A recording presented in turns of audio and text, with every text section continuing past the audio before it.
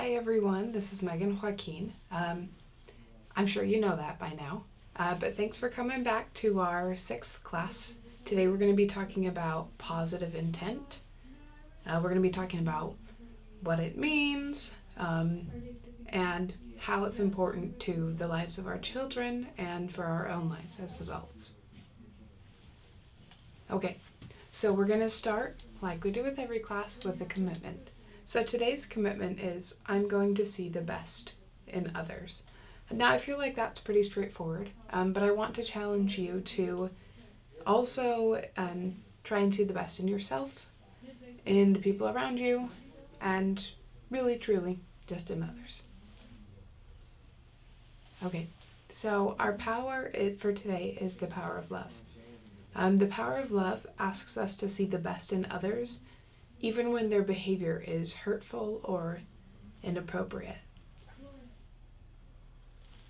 So I want to show you a quick video. It's of this little boy who is trying so hard to pour his own cup of juice, and he just can't seem to get it right.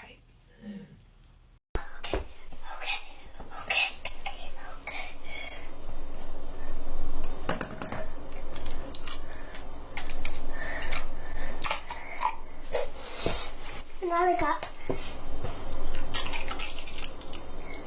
Apples. This one for me. Uh-oh. I gotta clean that.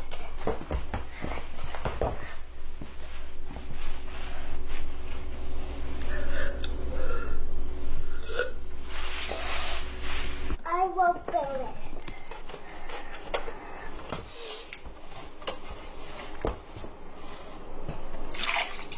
Uh-oh, I built.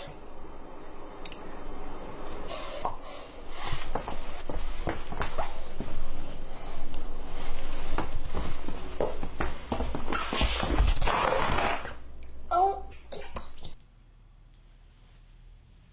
Okay, so I want to talk to you about this idea.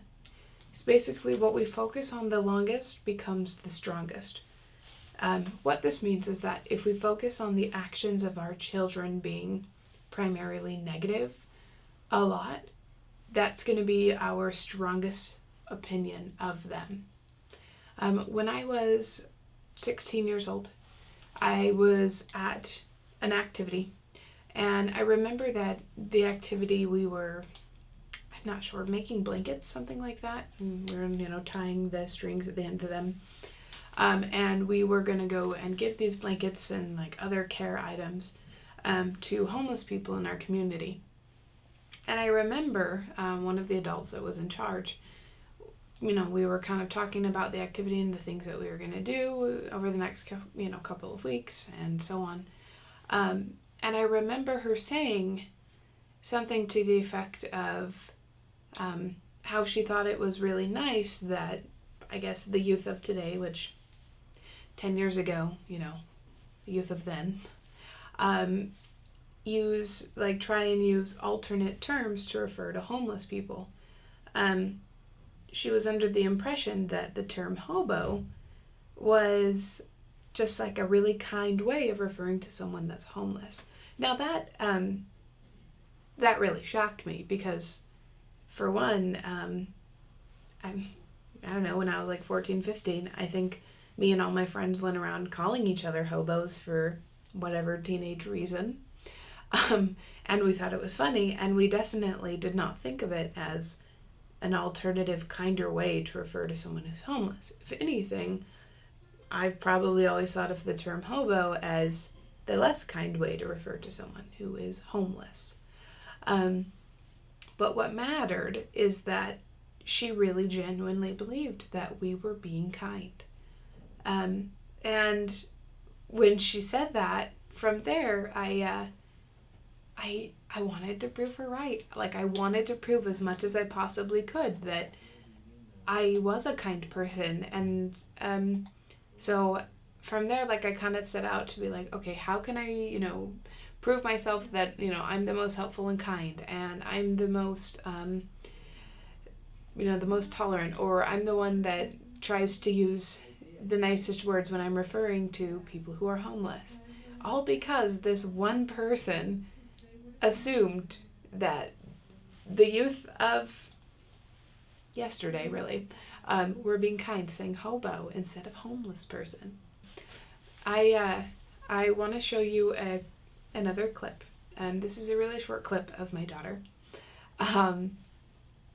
So my daughter is 3, and like a lot of 3-year-olds, she likes coloring and painting and making a mess. And she is really, really, really into using my makeup. So I, like many of you, I'm sure, have had a lot of lipsticks and lip glosses and other things completely ruined by my child, who loves them and has no idea how to use them whatsoever. So here's just a quick clip of me catching her using this makeup. That's so cute, Mommy. So the reason I showed you that short video was because I love it. I love that when I catch her in the act with her face covered in lipstick, she doesn't try and run away. She doesn't get scared. She's not immediately apologizing. Instead, all she tells me is, "I'm so cute, Mommy. I'm so cute." Now, there's a couple of ways that I could see that situation, right? I mean, one, I could very justifiably be upset and think, wow, Blair has no respect for my personal belongings. She thinks everything is just hers to take and use. She ruins everything, or at least she ruins all of my things. But, it's hard for me to resist when she just tells me, "I'm so cute, Mommy." And so instead, when I walked into that situation, of course, I kind of had my, because of course, I'm disappointed. I don't love it when my makeup gets ruined. But I recognized that she probably wasn't just trying to ruin something of mine. I think that she was really just trying to feel cute. And I think feeling cute really helped her feel good about herself. And I mean, you know what? That's something I can relate to. After I, say, spend the morning putting my makeup on and getting ready for the day, I love feeling cute. And, sometimes I will go right to my husband and I'll be like, I'll kind of search for that, "Oh, I'm so cute," right? So I get it when my 3-year-old does.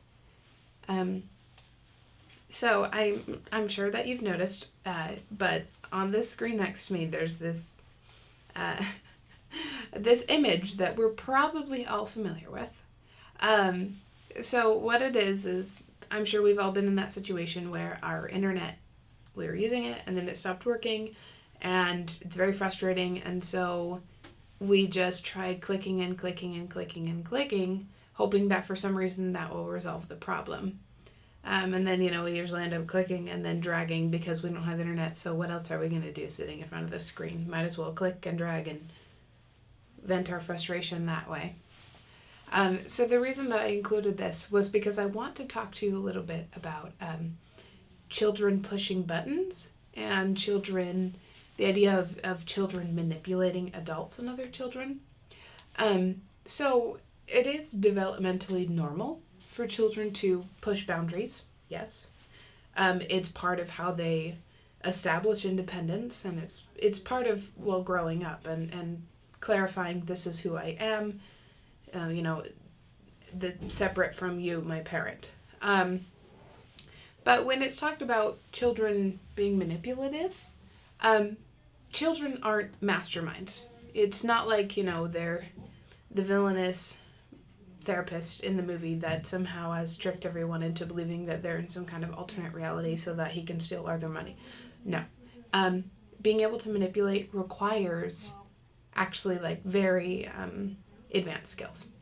And if you've learned nothing else from the previous 5 videos, I'm sure at this point you've probably heard me say, children don't have skills, or they have very few skills. So your children are not going to have advanced skills.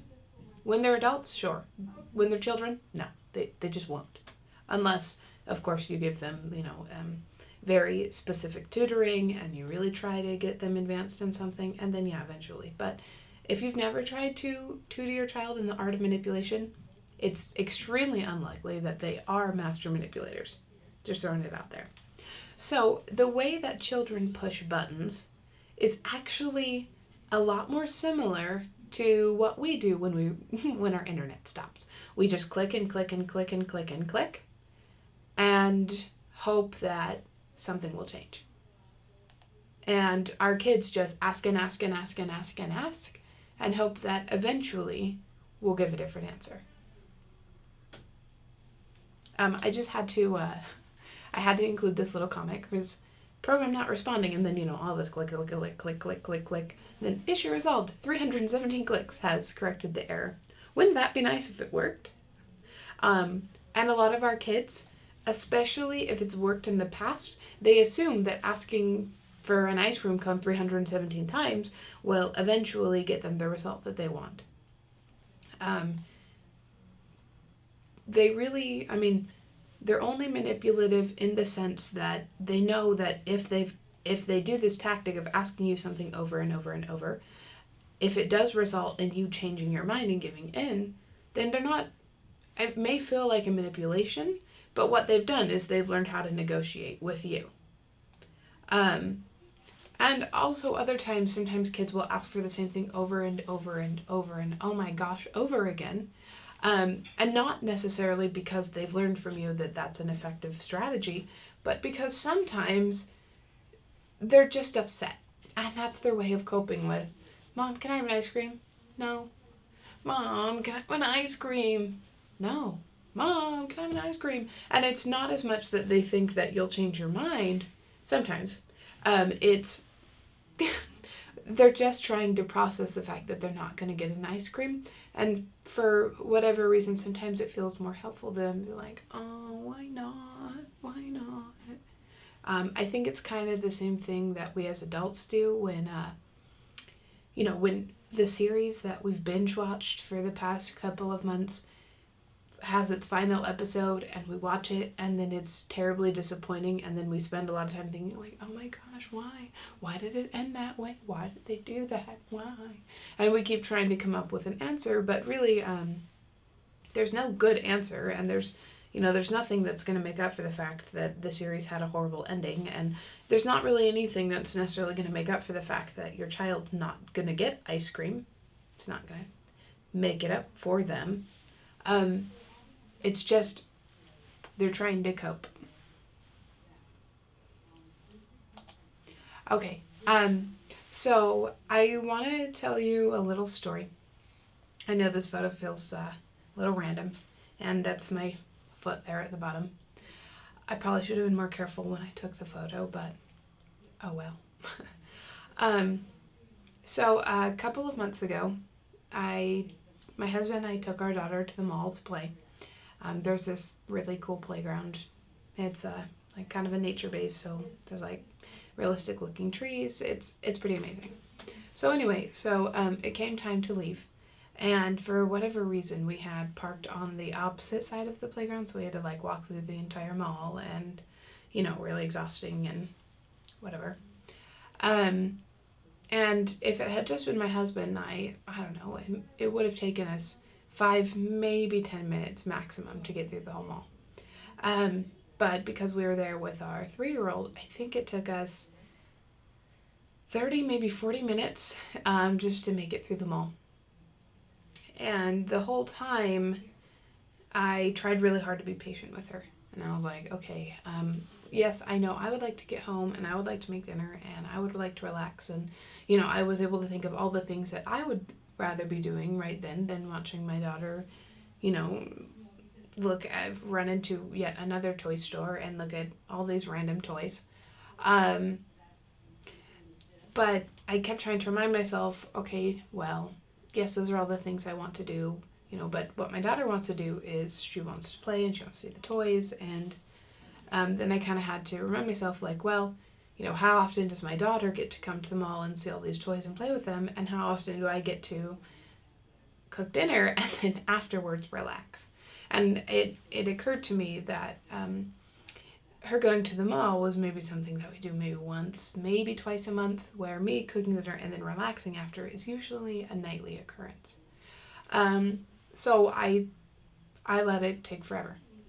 And it ended up being pretty great because then she was in a good mood when she got in her car seat, and then we went home and I was unloading the dishwasher, and my cute little 3-year-old, she saw me and she came up, and without being asked or anything, she immediately starts pulling out all of the silverware and putting it in the drawer. And like I showed her what drawer, but she just goes and sticks it in. So that photo is basically the end result of her being helpful. Now, if you had seen that photo without any context, or if I had started the story as, oh, one time I asked my husband to unload the dishwasher, it would have been totally different, right? I mean, because you would think, oh, wow, that's how a grown man unloads the dishwasher. Oh, honey, get your divorce papers, you know? But since I'm, telling you this as my 3-year-old did it, it's easy to say, oh, wow, that's so sweet that a 3-year-old did that. How good of her, that's so nice. Because we all recognize that unloading dishwashers is not one of the primary skills that 3-year-olds tend to have. But, say it had been, my 8 or my 9-year-old child. Maybe it also would have been seen differently. Maybe it would have been a matter of, oh, really? This was the best that you did? Are you trying to make things harder for me? Why are you doing this? You see the difference in how that sounds? And the difference in the assumption, where when I'm talking about my 3-year-old, I'm thinking, wow, that is so sweet. She's trying so hard to be helpful. But when I'm talking about a child who I assume has more skills, I think, wow, okay, they're just trying to make it harder. When in reality, maybe they were trying to be helpful. And maybe because they're still young kids, they got distracted midway. And at least they're still trying. And for the most part, we just kind of make up the intentions of other people, because really we can't be inside of each other's brains. So it's not like we can really know what other people are thinking or what really motivated them unless they tell us. So can't really know with our kids because they don't know how to tell us for the most part. And so really, we just make up stories.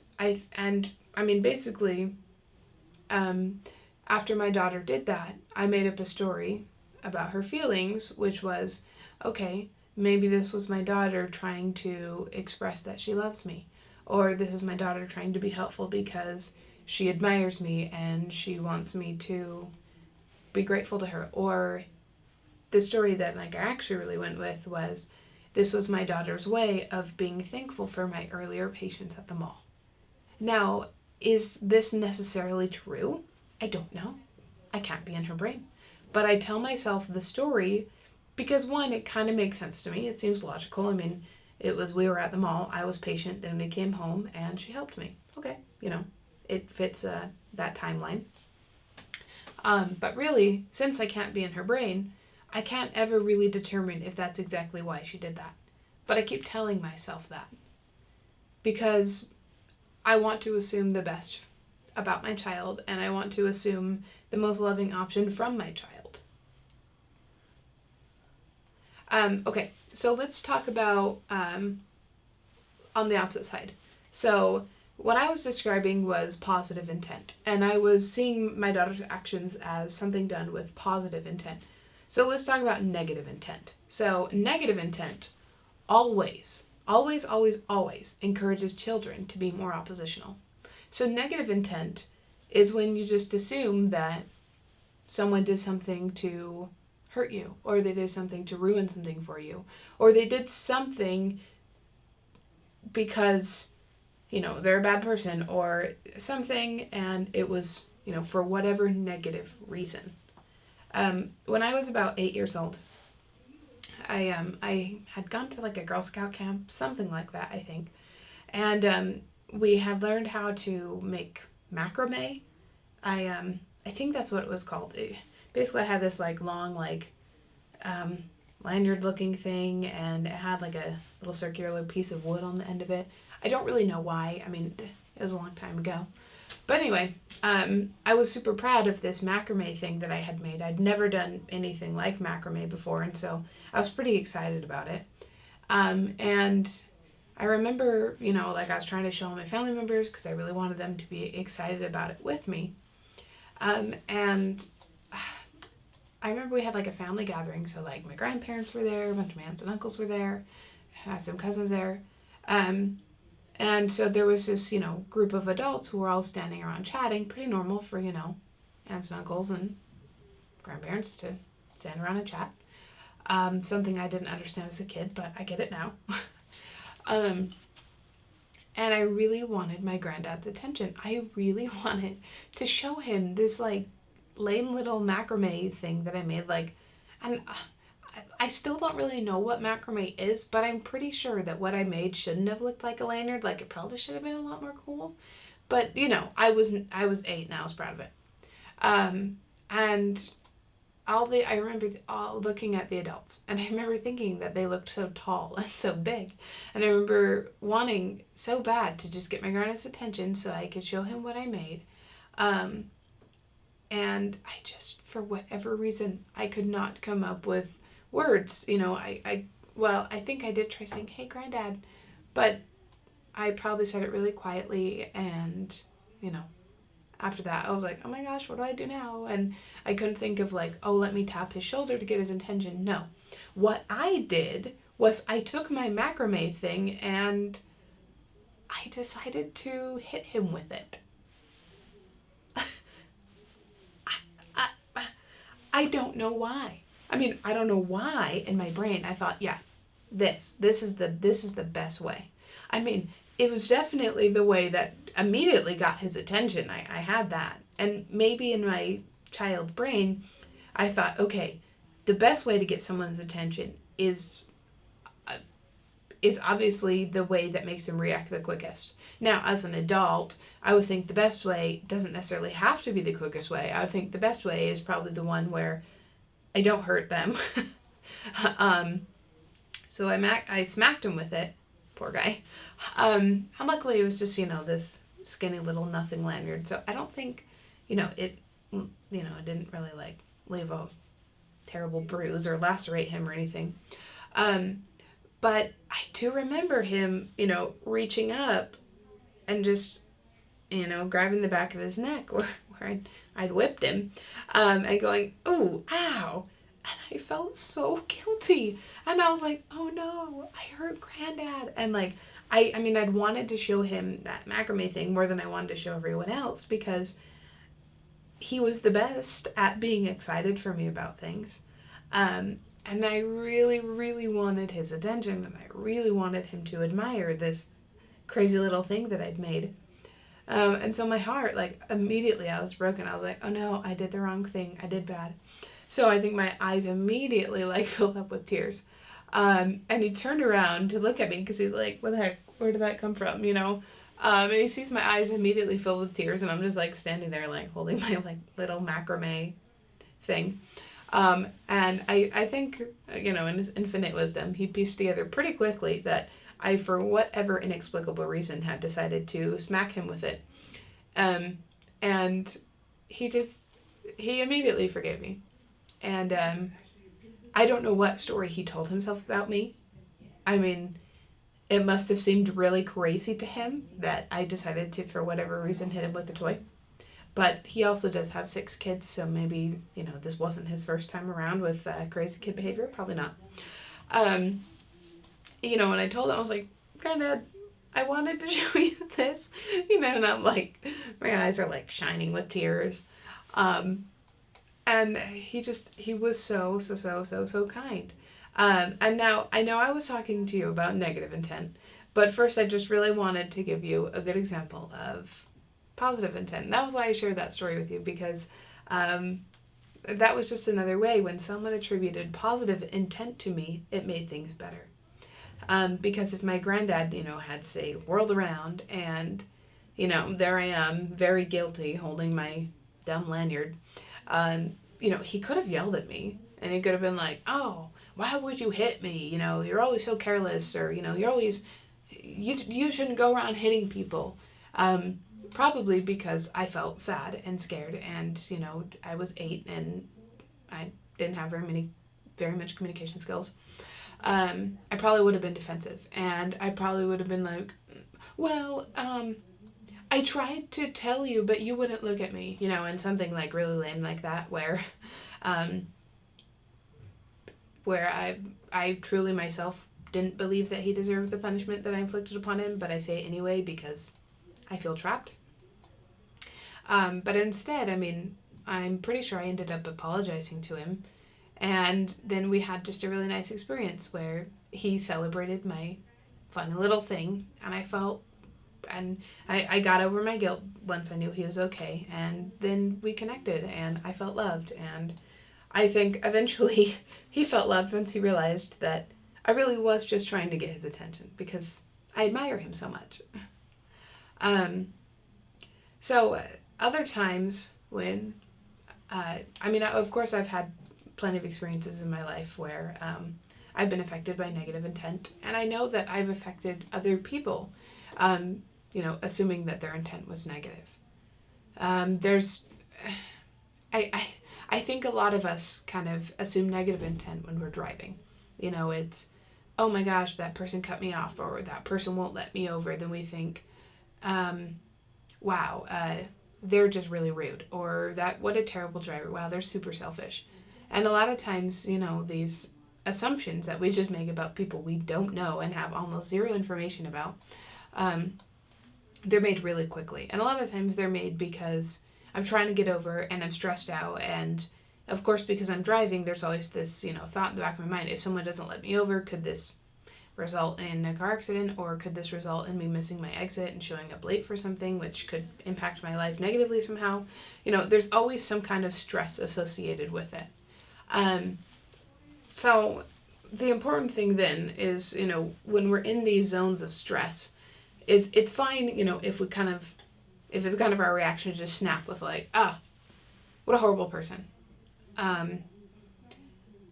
But if we really want to, you know, raise kids who want to be helpful, and we want to really be able to actually see the best in others and have a positive attitude, it's important that we teach ourselves to kind of shift that in our minds.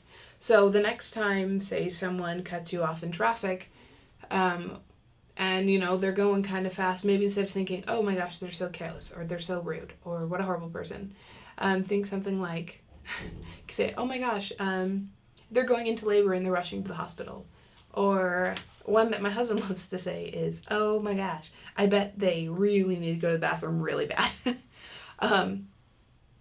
And, you know, bring humor to it, bring whatever you need to help your brain shift from, this person is doing this to hurt me, or, you know, to be mean, to, this person is doing this because something is going on in their life.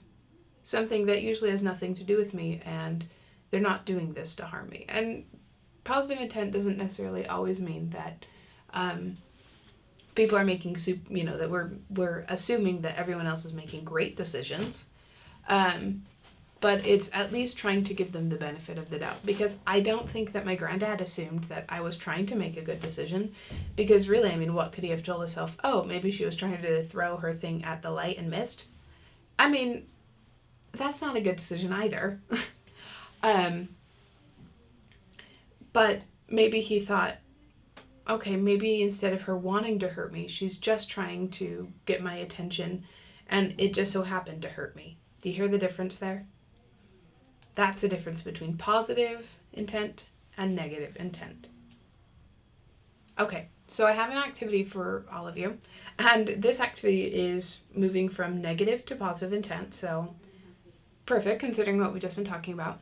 So what I would like for you to do is to pause this video for 10 minutes, and I want you to work on the sheet. You can either do this alone, especially if you're watching this alone, or you can partner up with someone. However you want to do it is totally fine.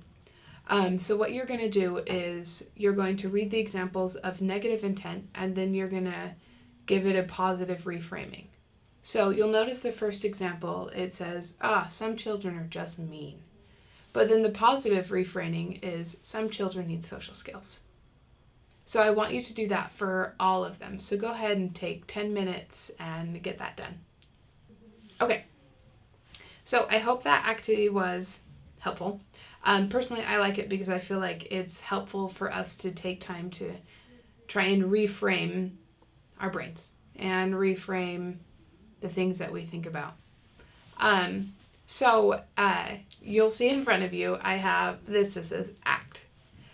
So ACT is a really awesome and helpful acronym that we're going to use when it comes to helping our children when they've made mistakes. And we're going to use positive intent to do so. Okay, so ACT stands for acknowledge, clarify, and take time. So in the case of my granddad, he could have definitely used a skill if he had known it. I mean, he did a great job, but I'm just going to break it down in, if this happens to you, your child does something inexplicable, like whips you with their macrame thing to get their attention, you can first acknowledge what you assume your child wanted. And really, so much of parenting is just making assumptions, unfortunately. Especially, before our kids can really talk or before they can really understand / name their emotions appropriately. So much of it is just making it up for them. So my granddad could have said to me, "Oh, you wanted my attention." Then he could have clarified.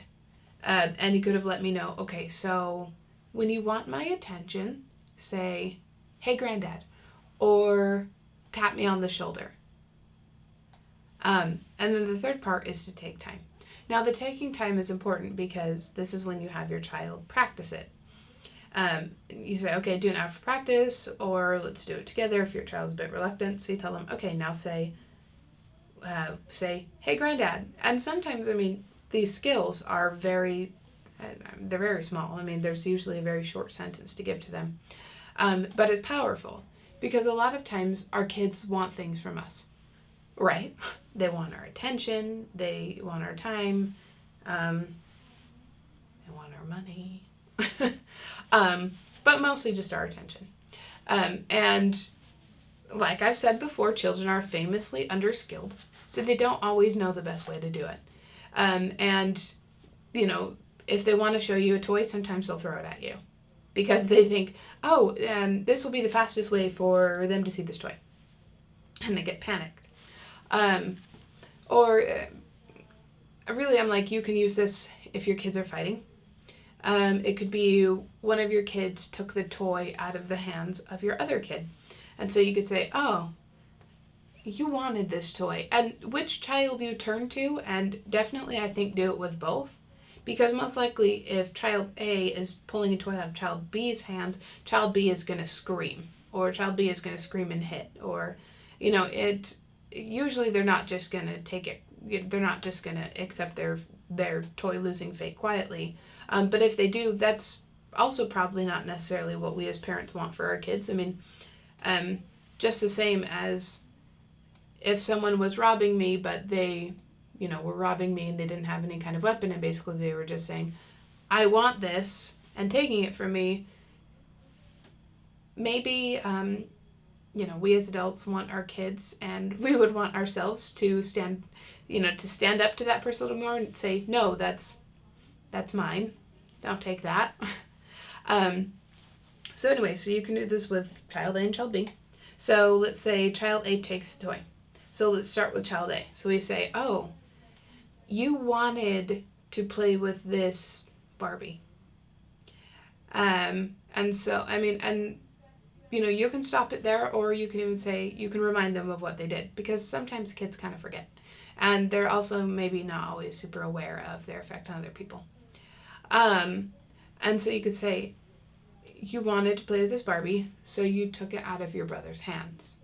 And every kid kind of has different reactions. It might be like, "Yeah," or like, or whatever, How they react in that instance isn't necessarily as important, as long as you're using a calm voice and your child is calm enough to be talking to you, or, and calm enough to be listening.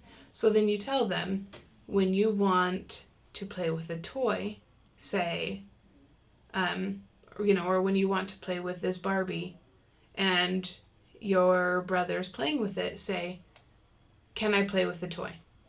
If your kids they can't quite form sentences that long, then you can have them say something like, okay, when you want to play with the Barbie, say, my turn, please. And, you can encourage them to do things like point at themselves, or, you can encourage them, okay, when you want to play with the Barbie, point at the Barbie and say, play, please.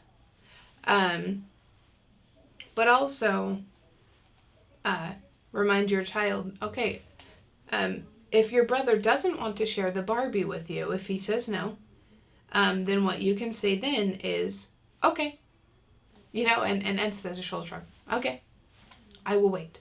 Okay, I will wait. Because also, included in wanting to teach our children to share and give them skills to help them be good at sharing, it's important that we understand that it's not fair to expect children to always be ready to share at any time. Me as an adult, there are so many steps that I take to never have to share. It's, if a friend of mine came to me and was like, okay, my turn, and then tried to shove me out of the driver's seat of my car, I would definitely have some things to say, and, I'd be typing in 3 little digits on my phone, and I'd have a lot to say.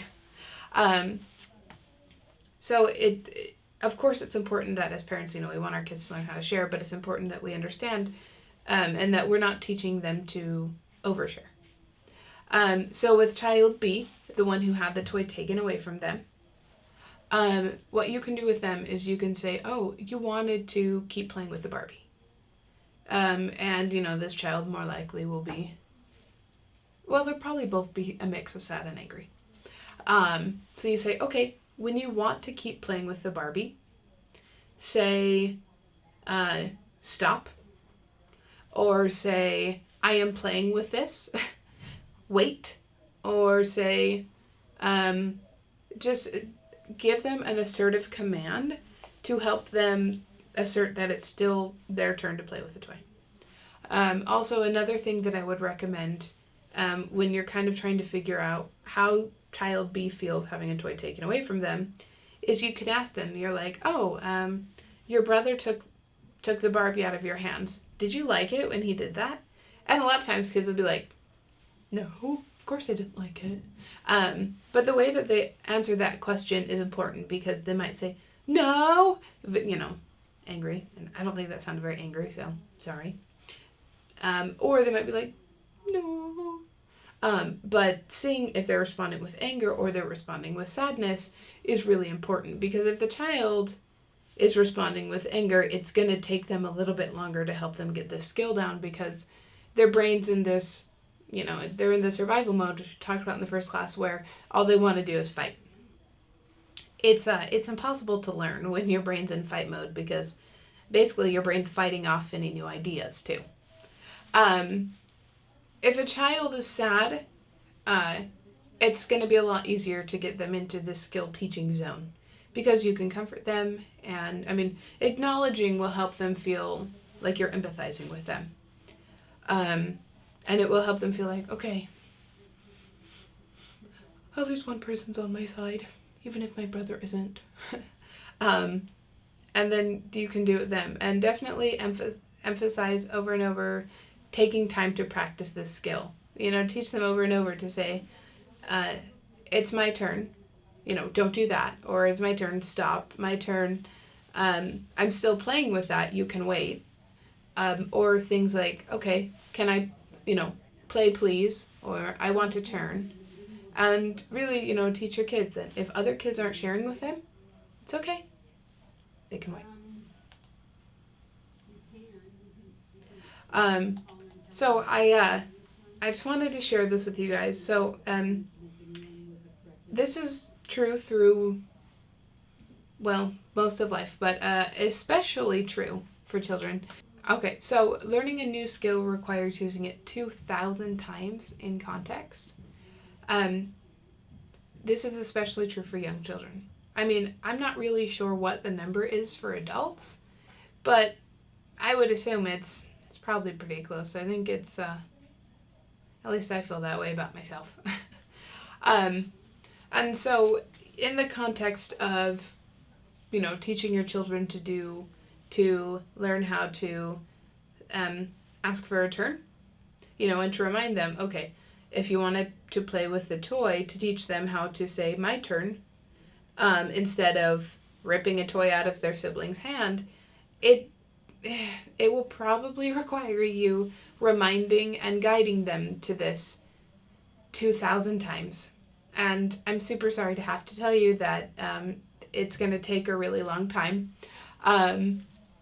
But if it matters, and if it's important to you that your children are learning how to take turns, or they're learning how to stand up for themselves instead of just screaming and fighting and punching, then it's worth it, right?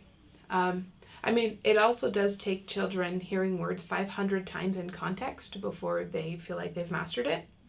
It's why most kids don't say a single word until they've turned a year old. So if kids can go from, they can basically say nothing by their first birthday to then by their, fourth birthday, they can speak in full paragraphs. And they can say things that you're like, oh, ooh, who taught you that? They can absolutely astound you. Then I think that they'll do the same things with learning the skills. And eventually, when they do start repeating these exact things that you've said, it's going to feel even more worth it. And